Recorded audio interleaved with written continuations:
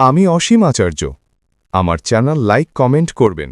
শুরুতে আমরা এমন এক সময়কে দেখতে পাই যখন পৃথিবীতে পানির অনেক সংকট। পানি না থাকার কারণে পৃথিবীর যে অঞ্চলগুলো সবুজ শ্যামল ছিল সেগুলো এখন মরুভূমিতে পরিণত হয়েছে। অর্ধেকের চেয়েও বেশি মানুষ পানি শূন্যতার কারণে মারা গিয়েছে। বাকি অল্প কিছু মানুষ পৃথিবীর যে জায়গাগুলোতে এখনো পানি আছে, যেখানে মোটামুটি সব পাওয়া যায়, সেখানে গিয়ে থাকছে। কিন্তু সব সময় যেটা হয়, পৃথিবীতে ধনীদের উপর যত সমস্যাই আসুক না কেন, তাতে তাদের কিছু হয় না। ঠিক এমনই কিছু এখানেও হচ্ছে। বড় বড় প্রাইভেট কোম্পানিরা মাটির একদম গভীর থেকে পানি তোলার জন্য বিভিন্ন জায়গায় পাওয়ারফুল মেশিন বসিয়ে দিয়েছে, কারণ এখনো কোথাও কোথাও এমন জায়গা আছে যেখানে মাটি থেকে পানি উত্তোলন করা যায়, আর সেখান থেকে যতটুকু পানি বের হয় সেগুলোকে তারা শহরে সাপ্লাই করে দেয়, যেখানে ধনীরা বসবাস করে। কিন্তু বেচারা গরিবরা গ্রামে বসবাস করতে বাধ্য। তাদের মধ্যে হোমস নামের একটা পরিবার আছে, যেখানের মধ্যে একজন পিতা নেস্ট, মা ক্যাথরিন, বড় মেয়ে ম্যারি আর ছোট ছেলে জেরম অনেক কষ্ট করে এই পরিবার গ্রামে থেকে বসবাস করছে। নেস্টের অনেক বড় একটা জমি আছে, যেখানে তার পিতা চাষবাস করত। কিন্তু পানির অভাবের কারণে নেস্ট জমিটিতে কৃষিকাজ করতে পারছিল না। সে সরকারের সাথে কথা বলেছে যে আমার জমি এখনো উর্বর আছে, অর্থাৎ এখানে পানি দিলে ফসল ফলানো সম্ভব। তবে কারো থেকে নেস্টের কথাই বিশ্বাস হয় না।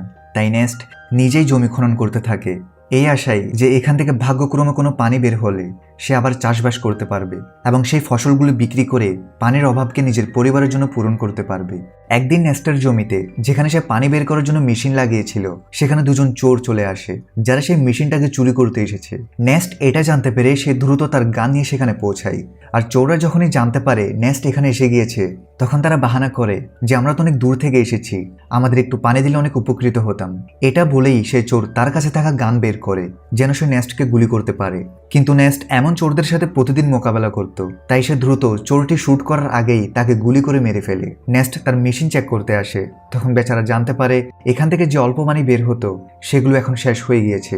তার মানে এখন তাকে দূরের কোনো একটি জায়গায় গর্ত করে মেশিন লাগাতে হবে যেন সেখান থেকে পানি বের করা যায়। নেস্ট জেরোমের সাথে ওয়াটারম্যানের কাছে আসে। আসলে ওয়াটারম্যান এমন লোকদের গ্রুপ যারা প্রাইভেট কোম্পানির জন্য কাজ করে, যেমন বড় বড় মেশিন লাগিয়ে পানি উত্তোলন করা, যেগুলোকে তারা শহরে সাপ্লাই করে দেয়। নেস্ট এদেরকে মদ বা খাবার পানি ডেলিভার করার কাজ করে। সে শহর থেকে সব জিনিসগুলোকে নিজের গাধার পিঠে করে এনে এই ওয়াটারম্যানদের দিয়ে দেয়।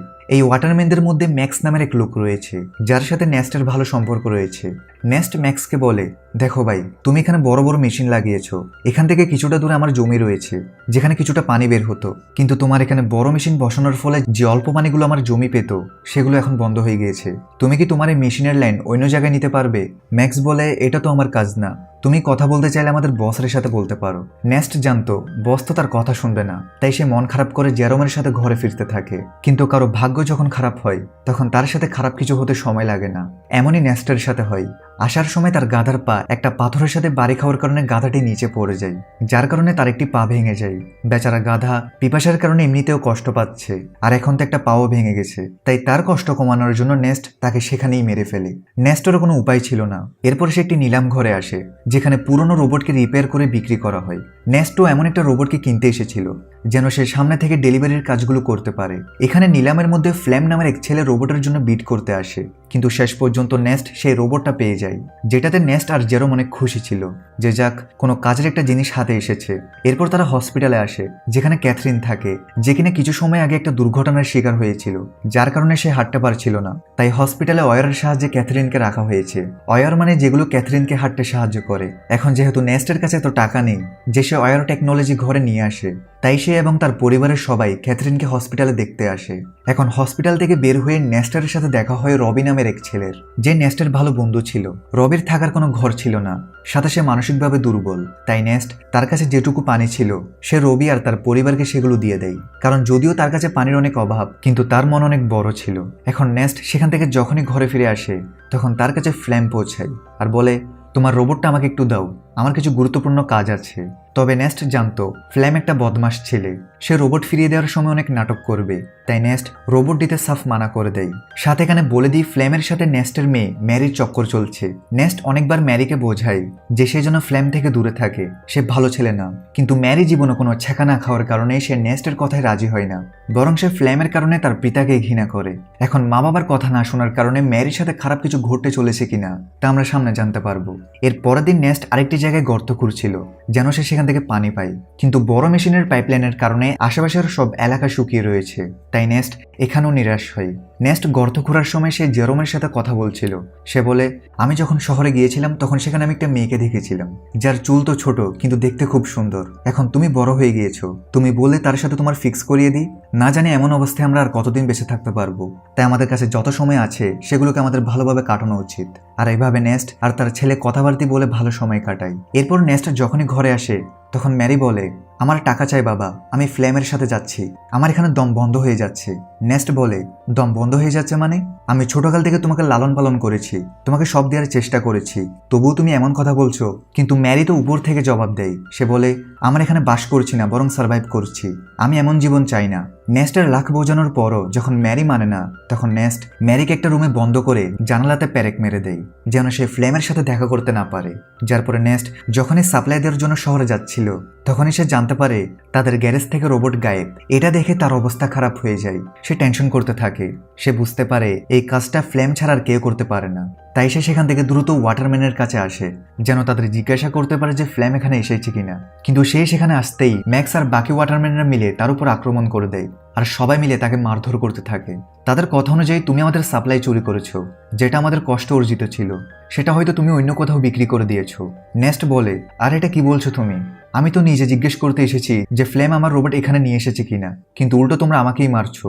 নেস্ট বুঝতে পারে অবশ্যই ফ্লেম নেস্টের বদলে সাপ্লাই নিয়ে নিয়েছে, আর সেটা ওয়াটারম্যানদের দেওয়ার বদলে চুরি করে অন্য কোথাও নিয়ে গিয়েছে। তাই নেস্ট যেমনি করে ওয়াটারম্যানদের থেকে নিজেকে ছাড়িয়ে ফ্লেমকে খুঁজতে থাকে।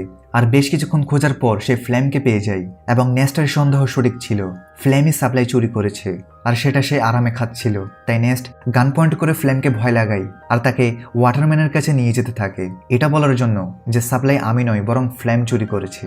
কিন্তু হাঁটতে হাঁটতে তারা অনেক ক্লান্ত হয়ে যায়, বিশেষ করে নেস্ট, সাথে তার পানীয় শেষ হয়ে গিয়েছে। তাই ফ্লেম তাকে লোভ দেখায় যে আমি সাপ্লাই থেকে কিছু মদ খেয়ে ফেলেছিলাম, এখন অল্প কিছু মদ বাকি আছে, বলো তো আমরা সেগুলোকে অর্ধেক করে খেয়ে ফেলি, ওয়াটারম্যানের সর্বোচ্চ হয়তো আমাদের মারবে, কিন্তু যদি আমরা এখানে কিছু পান না করি তাহলে আমরা অবশ্যই মারা যাব।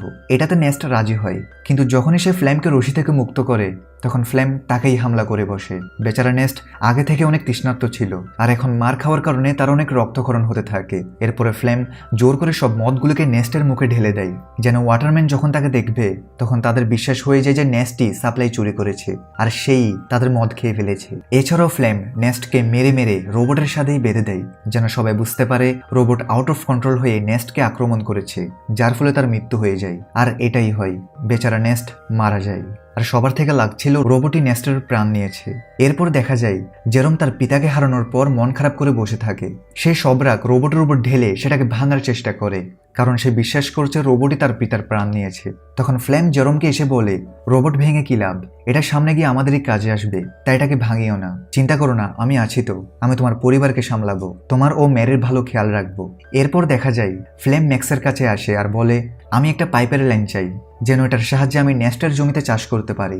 সে ম্যাক্সকে একটা ছুরি দেখিয়ে বলে, এই ছুরিটার কথা মনে আছে তো, সেদিন যখন তোমরা সাপ্লাইয়ের জন্য নেস্টের উপর হামলা করেছিলে তখন নেস্ট তোমার থেকে এই ছুরিটা নিয়ে ফেলেছিল, আর আমি এই ছুরিটা তার বডির পাশে পেয়েছি, যেখানে তোমার নামটাও লেখা আছে, সাথে সবাই জানে তোমার এবং তার সাথে লড়াই হয়েছিল। তাহলে আমি ভাবছিলাম কি আমি সবাইকে এটা বলে দিই যে লড়াইয়ের সময় ম্যাক্স যখন নেস্টকে মারতে পারেনি তখন সে পরে সুযোগ পেয়ে নেস্টকে মেরে দেয় আর দোষ দিয়ে দেয় রোবটের উপর। এটা শুনে ম্যাক্স ভয় পেয়ে যায় আর ফ্লেমের কথায় রাজি হয়ে কোম্পানি থেকে লুকিয়ে একটা সিক্রেট পাইপলাইন নেস্টের জমিতে দিয়ে দেয়, যার ফলে সেই জমিটি পানি পেতে শুরু করে। সবাই অনেক খুশি ছিল যে এখানে আবার চাষ হচ্ছে।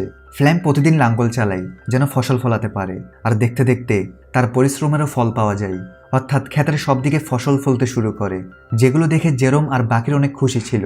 সাথে ফ্লেম আর ম্যারির রিলেশনশিপ ছিল, যার পরে তাদের বিয়ে হয়ে যায়। বিয়ের পর ফ্লেম অনেক খুশি ছিল আর সে ভাবছিল যে এই সব কিছু নেস্টের ছিল।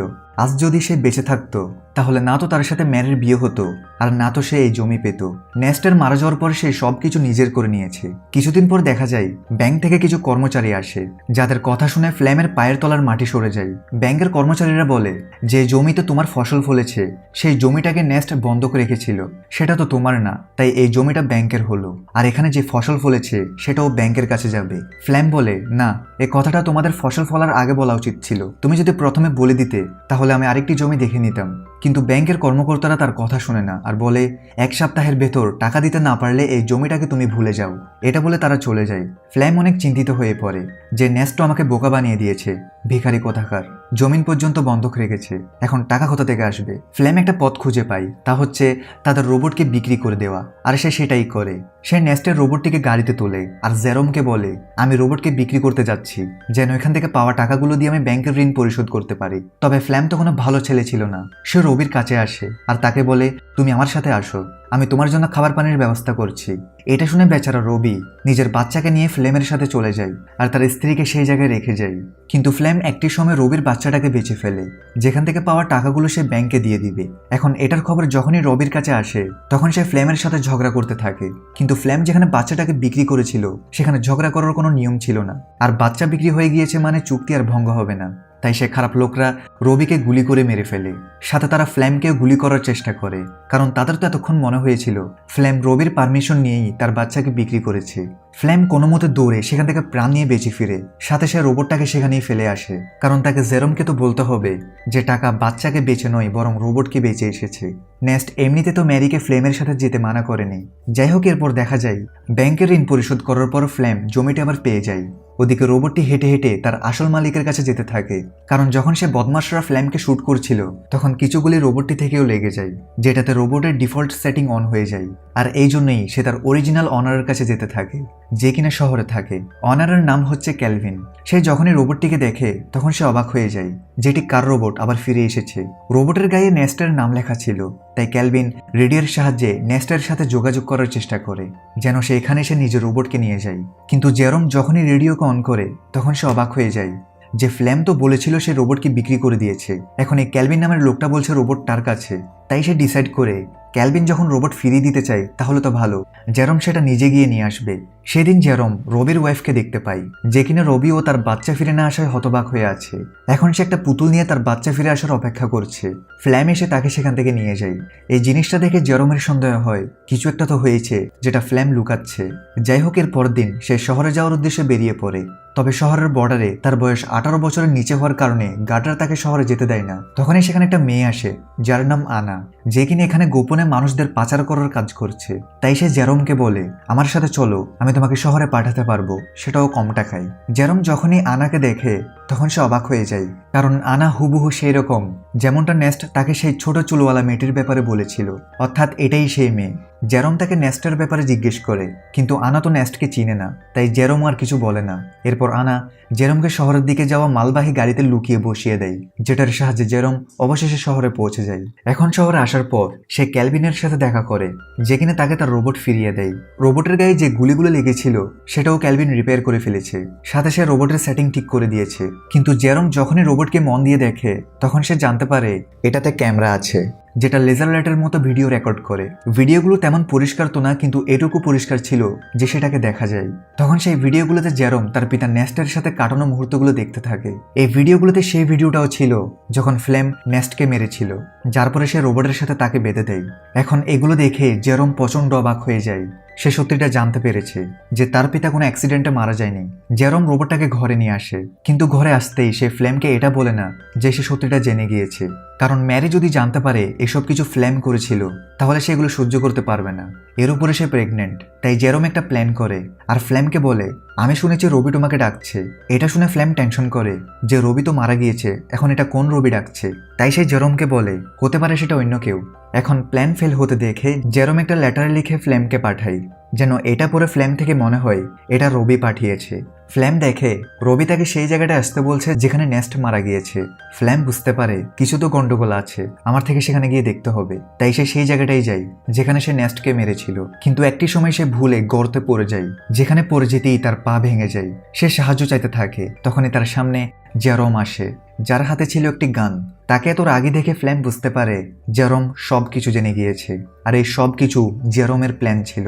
ফ্লেম তাকে বলে দেখো, যা হয়েছে আমি তার জন্য দুঃখিত, কিন্তু দেখো আমি ম্যারি আর তোমার কত খেয়াল রেখেছি। যদি আমার কিছু হয়ে যায় তাহলে ম্যারি এগুলো সহ্য করতে পারবে না, তাই আমাকে যেতে দাও। কিন্তু জেরম তার কথা শোনে না আর সোজা তাকে গুলি করে মেরে ফেলে। এরপর দেখা যায় সে রোবটটির মেমোরি রিসেট করে দেয়, যেন ম্যারি এ ব্যাপারে কোনোদিনও জানতে না পারে। সে চায় না ম্যারি সত্যিটা জানো। কিছুদিন চলে যাওয়ার পর যখন ফ্লেম ঘরে আসে না, তখন ম্যারি অনেক টেনশন করতে থাকে। জেরম বলে সে কখনো ভালো মানুষ ছিলই না, সে তোমাকে ছেড়ে চলে গিয়েছে।